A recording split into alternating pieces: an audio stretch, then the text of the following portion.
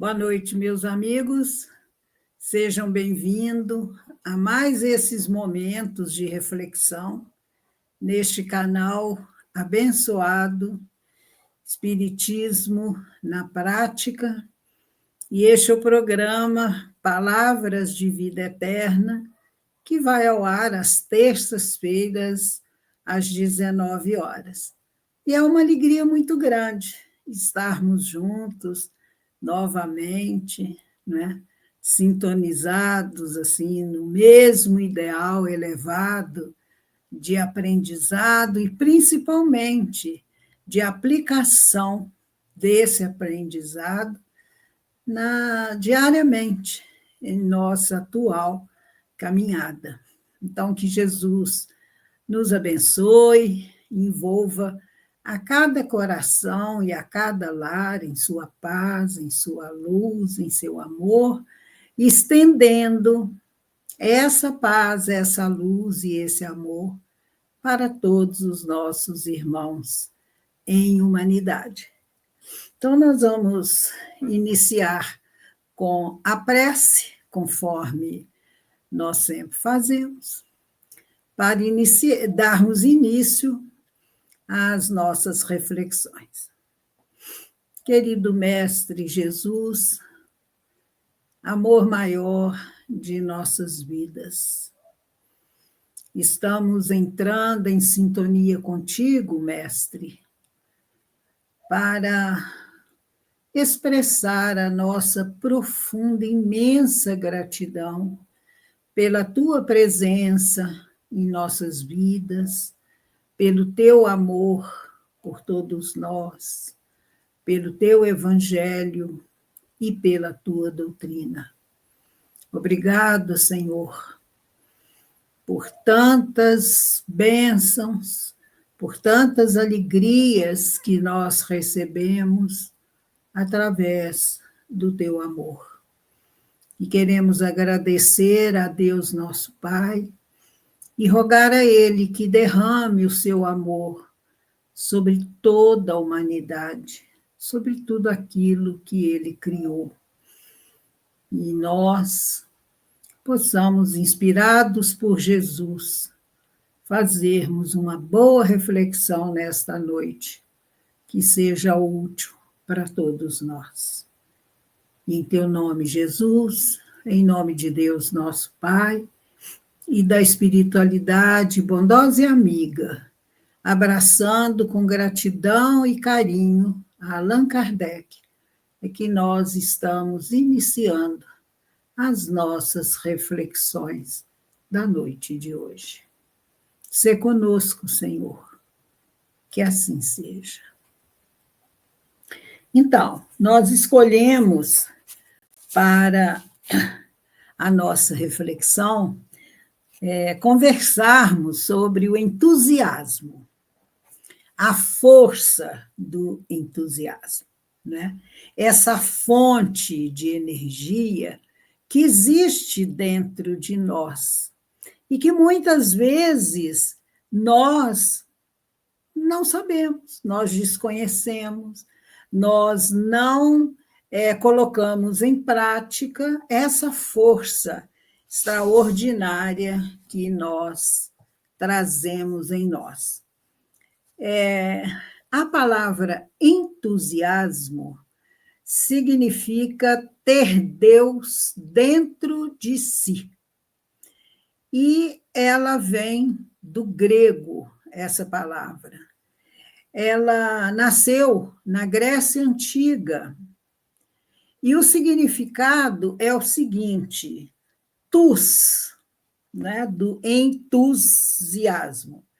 Tus é a sílaba principal da palavra, porque ela significa Deus. A primeira sílaba, em, significa dentro, no sentido de nós transportarmos para dentro, né, os ensinamentos, as lições que nós aprendemos, as nossas ações, tudo que nós aprendemos no dia a dia. E entos, né, do entusiasmo, significa que Deus entrou em alguém e que essa pessoa está inspirada por Deus. Muitas vezes ela está num estado de êxtase, de arrebatamento. E o final, iasmo, né, é só um sufixo para a palavra funcionar como um substantivo. Então, entusiasmo, uma palavra tão pequena, com esse significado tão belo, dizendo que é ter Deus dentro de nós. Assim, existem muitas maneiras para estarmos bem dispostos, alegres, entusiasmados, sem necessidade de usar bebidas, usar drogas, nenhum estimulante, né, para nos deixar entusiasmados. Por exemplo, os exercícios físicos desenvolvem em nós a endorfina, né, que faz com que a gente sinta um bem-estar geral muito grande. A alimentação saudável, a vida equilibrada, os pensamentos positivos, a meditação, a oração, os objetivos que nós temos na vida e que nós buscamos esses objetivos, que não são só objetivos da vida material, mas objetivos principalmente da vida espiritual. E, finalmente, a finalidade de vida. Qual é a finalidade da nossa vida? Porque a vida é um presente de Deus. Essa vida infinita que Deus nos concede através dos milênios, não é? Em que nós, como espíritos imortais, vamos caminhando, né? Como disse o poeta, na poeira das estrelas. Isso é muito lindo, né? E nós vamos fazendo o nosso aprimoramento, o nosso crescimento através da lei do progresso, não é? Que é essa lei divina e que todos estão incursos nessa lei do progresso. Ninguém vai ficar para trás.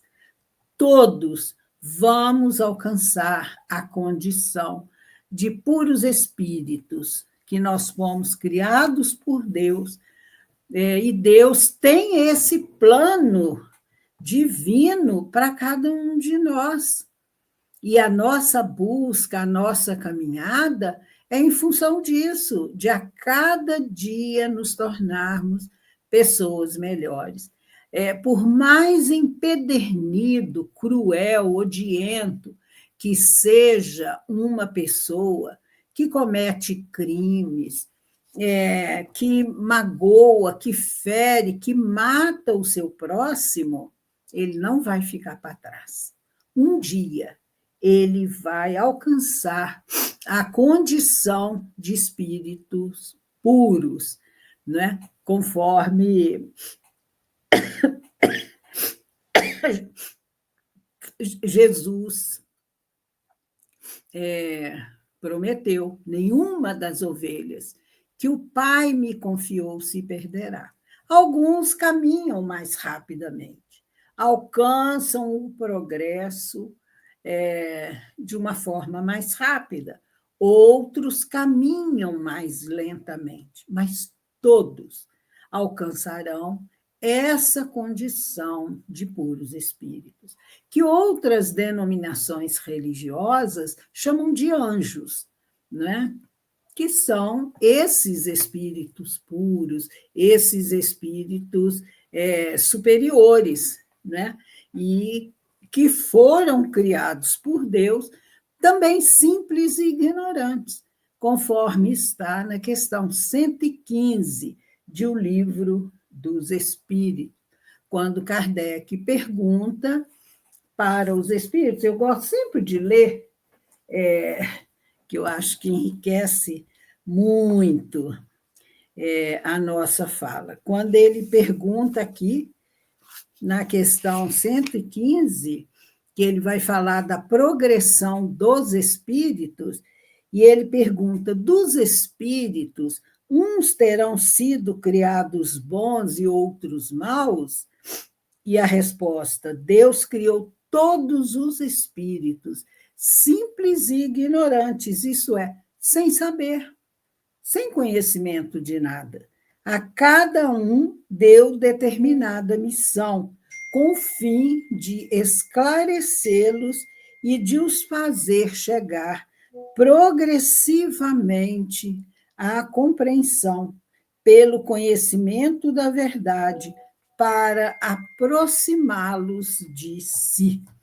Então, e a resposta continua, mas é longa, então vocês leiam aí, né? Então, o próprio Cristo foi criado simples e ignorante e progrediu através dos milênios e hoje é um espírito puro. Então, e existe dentro de cada um de nós essa potência divina que Deus nos dotou para alcançarmos a condição de puros espíritos. E também nos dotou de inteligência, de livre-arbítrio, não é? Conforme a mensagem de Lázaro, a lei de amor, no Evangelho segundo o Espiritismo, em que ele diz que, no princípio, o homem era só instinto. Depois ele caminhou e alcançou as sensações, e, mais tarde, os sentimentos. Então, cada um de nós percorre esse caminho, né? Então, mas dentro de nós existe uma energia vital que nós não sabemos usar plenamente essa energia, esse poder. Todos a possuem, porque a energia da vida, esse fluido da vida. E nós não sabemos orientar, direcionar os nossos pensamentos, orientando os nossos passos para construir um mundo maravilhoso dentro de nós.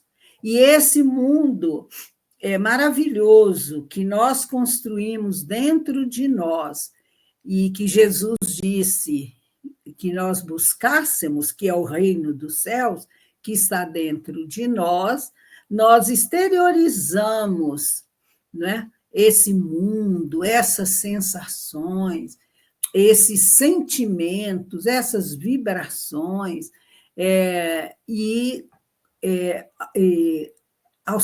exercemos uma influência sobre o meio onde nós estamos inseridos. E nós trocamos essas vibrações, esses pensamentos, nos dois planos da vida, porque um está interligado com o outro, não é? Os mundos, nós aprendemos com os espíritos, são solidários entre si, né? Então, é muito bonito isso. Então, nós ainda não conseguimos entender toda a grandiosidade do poder de nossos pensamentos. Então, nós ainda temos dificuldade de construir esse reino de Deus, esse mundo maravilhoso dentro de nós. Por que que nós não conseguimos isso? Eu sempre brinco que é o mesmo motivo porque o sapo não lava os pés. Não lava porque não quer. Não é assim a musiquinha? O sapo não lava o pé, não lava porque não quer. Ele mora na lagoa, não lava o pé porque não quer. Nós também. Nós não direcionamos os nossos pensamentos, não nos esforçamos para progredir, porque nós não queremos. Estamos acomodados ainda na nossa, no nosso dia a dia, não é? Sem ter esse entusiasmo, essa alegria interior que nos move. Então, cultivar pensamentos, sentimentos elevados, positivos, é criar em nossa mente condições para alojar o entusiasmo. Então, o entusiasmo é essa ação transformadora, essa ação que promove uma mudança em nossas vidas e que começa pelo pensamento. Mas, para nós construirmos essa mudança pelo pensamento, nós precisamos conhecer o teor dos nossos pensamentos. Os nossos pensamentos são pensamentos elevados, otimistas, pensamentos de alegria, de esperança, de fé, de amor, de luz. Nós temos que conhecer. Ou eu sou uma pessoa desanimada, que não tem entusiasmo por nada, que acho que o mundo está ruim, acha que eu sou uma pessoa muito pequena, né? Muito inferior e que não vou conseguir grandes coisas. E muitos de nós se acomodam nessa postura, né? E não buscam esse aprimoramento. Então, o conhece-te a ti mesmo, que Santo Agostinho descreve magnificamente na questão 919 do Livro dos Espíritos, questão 919A, Santo Agostinho descreve isso, nos dizendo, ele nos dá um roteiro brilhante para nós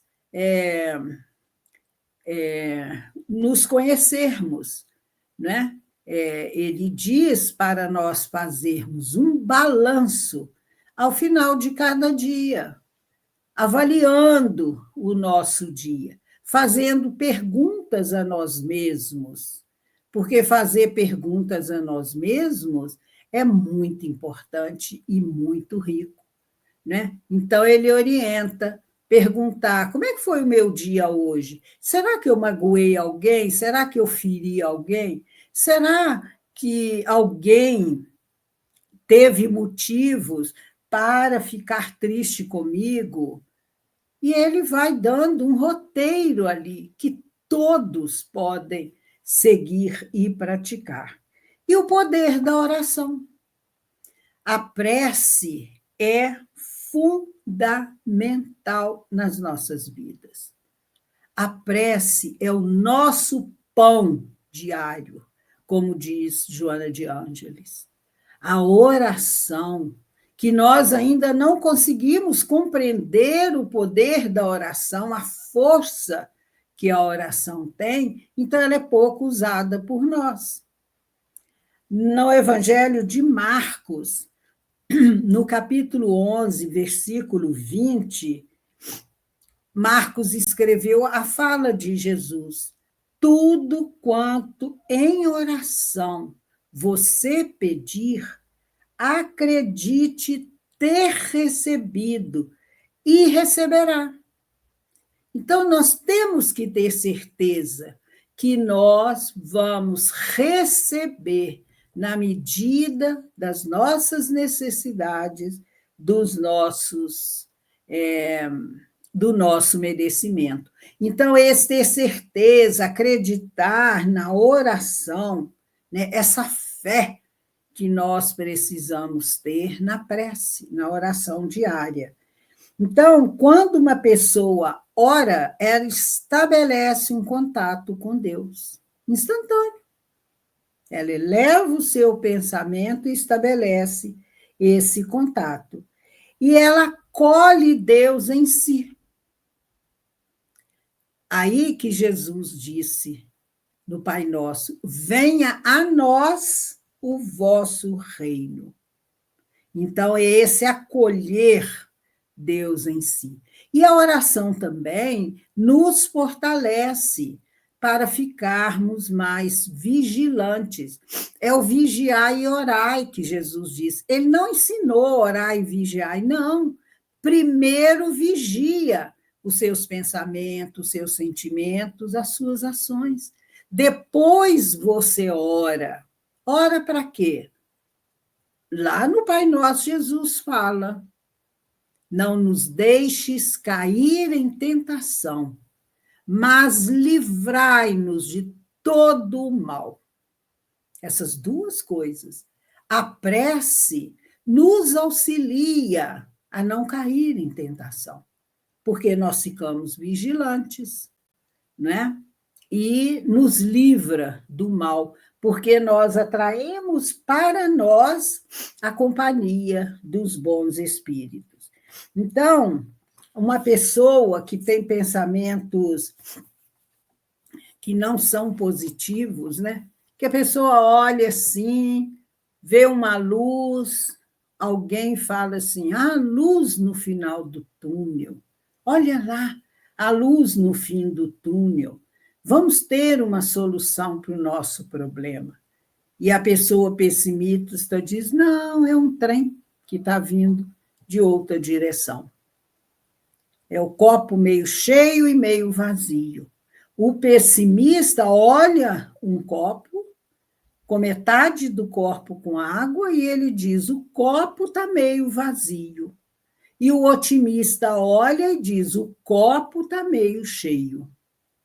É aquele pessimista que diz: depois da chuva vem a lama na estrada. E o otimista diz: depois da chuva, a natureza fica mais bela, as plantas, as árvores, né, ganham mais vida, o ar fica limpo. Então, aquele ditado, né, água mole em pedra dura, tanto bate até que fura, o pessimista diz: água mole em pedra dura, tanto bate até que a água acaba e a pedra não fura. Às vezes a gente acha que isso não acontece, acontece muito mais vezes e com muitas pessoas do que nós podemos imaginar. Há um grande índice de depressão na face da Terra. Na década de 80, Manuel Filomeno de Miranda já disse que a depressão era uma pandemia. E a depressão é o quê? É a perda do entusiasmo pela vida. A pessoa fica desanimada. Tem uma pessoa, um escritor, que escreveu um livro que chama O Demônio do Meio-Dia. Então, ele chama a depressão de o demônio do meio-dia. Ele luta a vida inteira contra a depressão. É um caso muito sério, que às vezes um familiar, um amigo fala: fulano é preguiçoso, não quer trabalhar. Ele não tem nada, não. Depressão não é doença, e é muito grave. Precisa de tratamento com psicólogos, com psiquiatras, às vezes, precisa de medicamentos, mas precisa também do atendimento espiritual, do tratamento espiritual, a frequência ao centro espírita, primeiro o atendimento fraterno, né, como a pessoa precisa de uma terapia com um profissional da saúde, ela precisa do atendimento fraterno, de frequentar um centro espírita, uma reunião pública.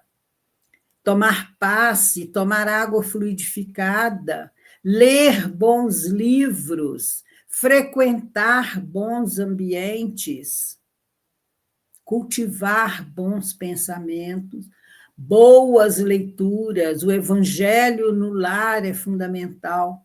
Então, tem toda uma ajuda, os recursos espíritas que precisam ser somados aos recursos, ao tratamento físico.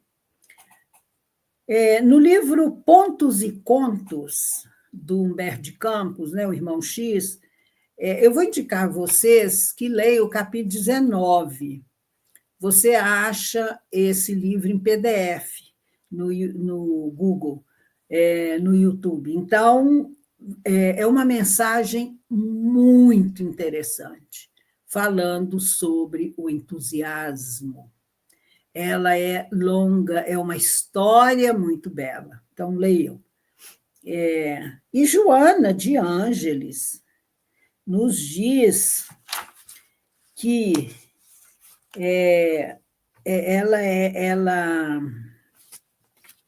nos diz que o entusiasmo é força que impulsiona.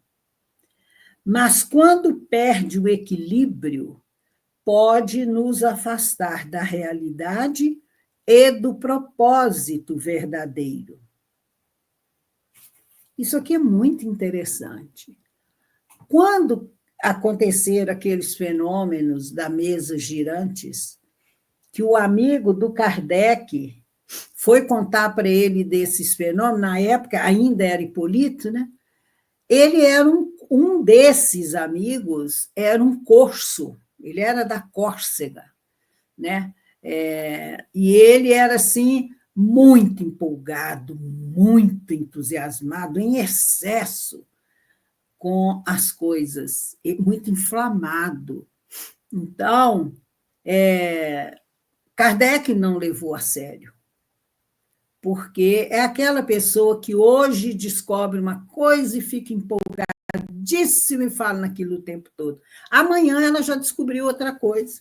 E no livro dos médiuns, no capítulo 3º do Método, quando Kardec faz uma classificação dos espíritas, ele faz uma classificação dos espíritas exaltados, ou fogo de palha.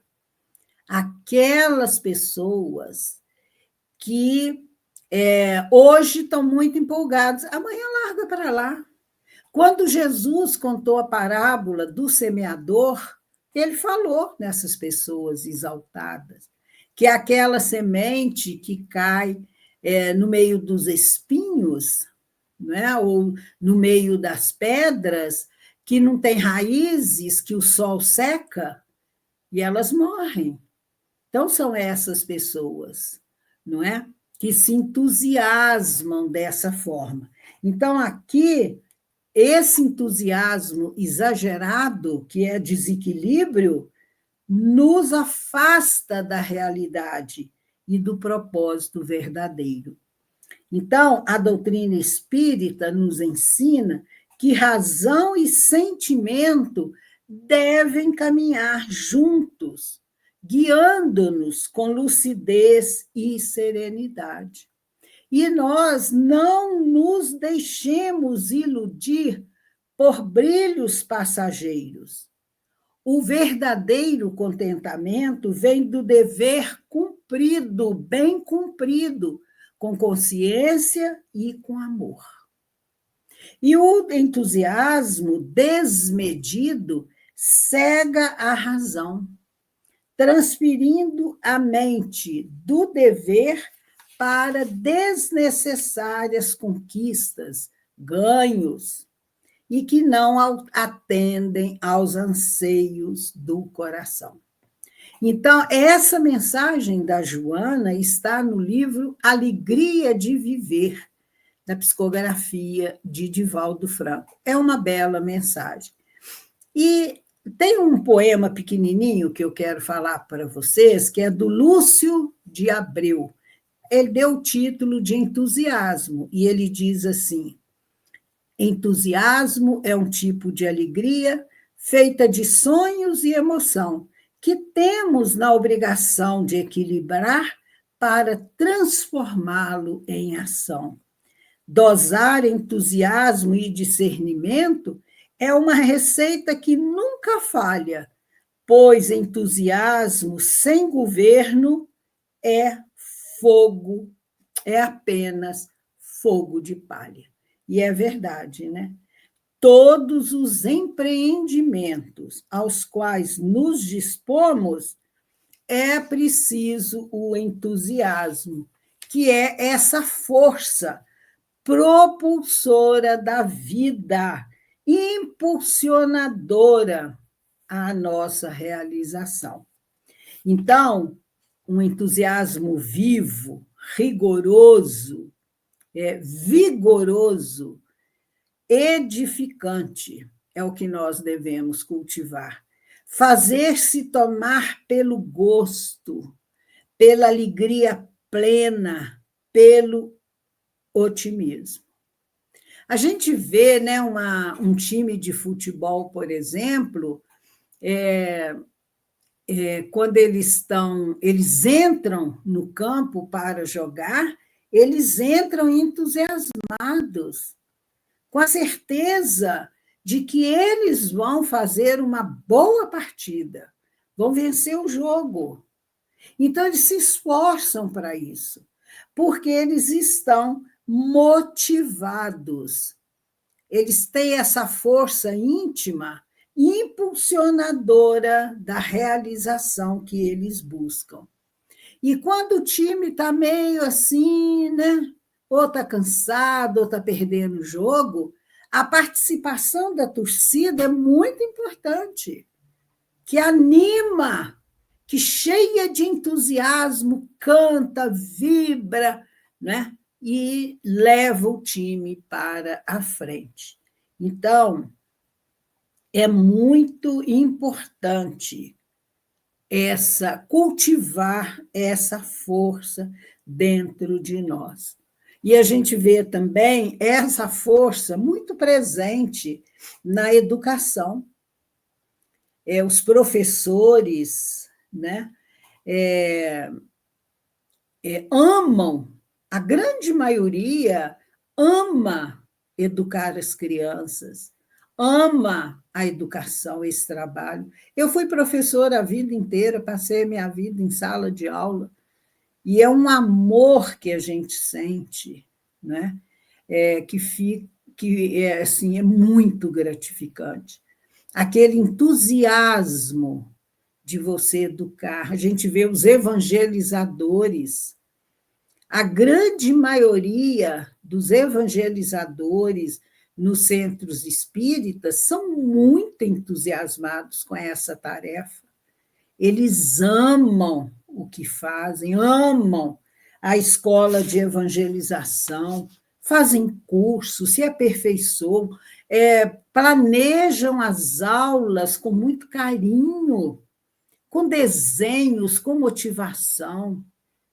É entusiasmo, é alegria, é ter Deus dentro de si, para que você seja um vencedor nas ações que você empreende. E a gente vê também que nós temos que ter cuidado com a euforia desequilibrada, que em nada ajuda. Tem pessoas que são eufóricas, mas é um desequilíbrio, né? Exagerado. Isso não ajuda, prejudica, atrapalha. Então, nós temos que pensar, tudo na vida é questão de equilíbrio. E eu gostaria de encerrar com a passagem da cura do cego de Jericó. Aquele cego que não tem nem nome no Evangelho. Eles falam cego Bartimeu, não é o nome dele, porque essa palavra, Bartimeu, essa primeira sílaba, bar, significa filho de, e Timeu é o nome do pai dele. Então, ele era Bartimeu, filho de Timeu. Ele não tinha nome no Evangelho. E ele ficava ali, sem entusiasmo pela vida, achando que não valia a pena viver, acomodado ali, autoestima lá no calcanhar. Ele achava mais fácil que a sociedade o sustentasse, que ele pedisse esmola, não é? Ele não tinha entusiasmo pela vida, ele se entregou porque ele não enxergava. Mas lá no fundo, no seu coração, ele tinha uma vontade imensa de enxergar, de ver a vida, de ver as pessoas, o colorido da vida. E ele um dia ouviu falar daquele nazareno, de Jesus de Nazaré, que estava curando cegos, que estava fazendo maravilhas. E ele sentiu dentro do seu coração um entusiasmo, uma alegria, uma vontade muito grande de conhecer Jesus. E um dia ele ficou sabendo que Jesus iria à sua cidade. E no dia que Jesus estava lá, ele estava, como habitualmente fazia, sentado à beira do caminho, à beira da estrada, e ele ouviu um barulho de muitas pessoas se aproximando. Era Jesus de Nazaré, com aquela multidão. Então ele começou a gritar: Jesus, filho de Davi, tem piedade de mim. E ele gritava. E até os discípulos disseram para ele: para de gritar, você está incomodando. E ele gritava cada vez mais alto, naquele entusiasmo, naquela certeza de que Jesus o ajudaria. E Jesus se compadeceu daquele cego. Mas Jesus não foi lá, não. Jesus disse: trazei-o aqui, ou seja, ele tem que levantar, sair daquela postura de acomodação, de desânimo perante a vida e buscar a cura, buscar a saúde. E ele foi, e Jesus o curou. E Jesus disse: que queres que eu te faça? Como ele sempre perguntava. E o cego disse: que eu veja, Senhor. E Jesus faz com que aquele cego enxergue. E o Evangelho diz que ele lançou fora de si a capa e saiu feliz seguindo a Jesus pela estrada. A alegria, o entusiasmo da cura. E, segundo relatos, ele foi um divulgador da Boa Nova, né? Levando às pessoas o nome de Jesus, os feitos de Jesus. Então, gente, que nós tenhamos uma alegria íntima, um entusiasmo muito grande de conhecer o Espiritismo, conhecer o Evangelho, divulgar o Espiritismo e o Evangelho, divulgar os ensinamentos, mas principalmente colocá-los em prática nos nossos dias, na nossa caminhada, porque o importante é a vivência do Evangelho. Francisco de Assis dizia: pregue o Evangelho, se necessário, use palavras. Porque o nosso exemplo é que convence as pessoas. Então, vamos estudar Espiritismo, vamos estudar o Evangelho e sermos entusiasmados, mas com equilíbrio, com alegria, né? Passar adiante esses ensinamentos. No livro Estude Viva, na última lição, número 40, tem uma mensagem de Emmanuel que ele diz que o Espiritismo nos pede uma forma diferente de caridade, que é a caridade da sua própria divulgação. Então, quando Jesus veio, era boa nova, era alegria. O Evangelho é vida. O Evangelho é alegria e nós precisamos nos inteirarmos disso e vivenciarmos essa alegria em todos os momentos da nossa vida. Então, era isso a nossa singela reflexão desta noite. A gente agradece, né, a presença de vocês e vamos agradecer a Deus e a Jesus também por mais esta oportunidade. Querido Mestre Jesus, Deus nosso Pai, bondosos amigos espirituais, Maria Santíssima, nossa mãe, muito amada, muito querida, nós somos muito gratos. Gratos por tantas oportunidades de trabalho, de crescimento e de aprendizado que nos são oferecidos.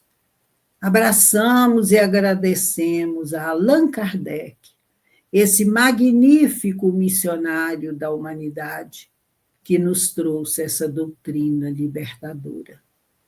Que nós saibamos guardar fidelidade a Jesus e a Kardec, vivenciando e difundindo esses ensinamentos consoladores para tantas pessoas que estão sofrendo pelo mundo. E essa doutrina abençoada, ela consola, porque esclarece. E esclarecendo, ela consola. Que nós saibamos estudar o Espiritismo todos os dias da nossa caminhada, para que nós venhamos a compreender, a entender Jesus através dessa doutrina extraordinária. Obrigado, Senhor, Deus nosso Pai. Obrigado a Jesus, aos Espíritos bondosos, e com os corações em festa, por tantos aprendizados, nós rogamos, Jesus, que mantenha-nos na sua paz, a todos os nossos irmãos em humanidade, e que nós possamos continuar fiéis a Ti em nossa caminhada. Muita paz para os nossos corações, Senhor, a Tua paz. Muito obrigada. Então, meus amigos, uma boa noite para todos nós, uma ótima semana e até o nosso próximo encontro.